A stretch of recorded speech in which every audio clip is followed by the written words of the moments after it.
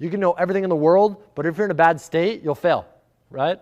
If you're in an amazing state, you'll perform 10 times better, right? So if you have a ritual, because our lives are a reflection of our rituals, if you have a ritual that gets you in the state every single time you're about to do something that you really value, whether it's going out on a date with somebody, whether it's going to hang out with your family, whether it's going to take an exam, whether it's obviously getting prepared for a game. I'm sure you guys already have some rituals for your games and for your sports, but if you make it so you can trigger it in a heartbeat, I do it every time I come up here and speak with people, right? I have my move, I say certain things to myself, and what else do? I visualize, right? All great athletes, you guys know this, they visualize, right?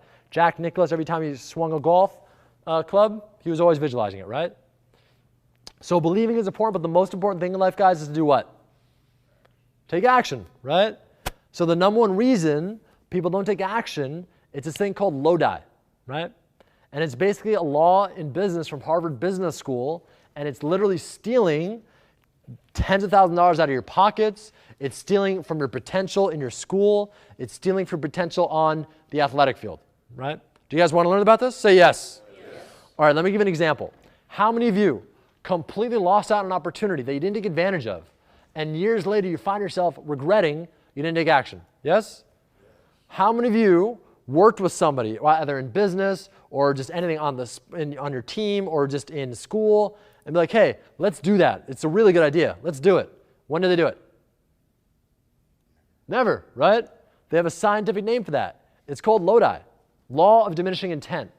Law of diminishing intent. It means your best intentions, they're going to decrease over time. Your best intentions, they will decrease over time, right? You ever read a book on like investing or relationships or your health and your fitness and be like, oh my God, that's such a good idea. I should do that. When do you do it normally? Never, right? Don't ever leave the sight of setting a goal, the sight of some higher level of thought or distinction or state that you're in without taking some sort of action towards its attainment, right? Even if you're not even close to being able to get it, if you want to buy a new house, if you want to get a new car, whatever it is, if you don't even have the money, go get a brochure, go test drive it, go look at it, go put it on your wall, right?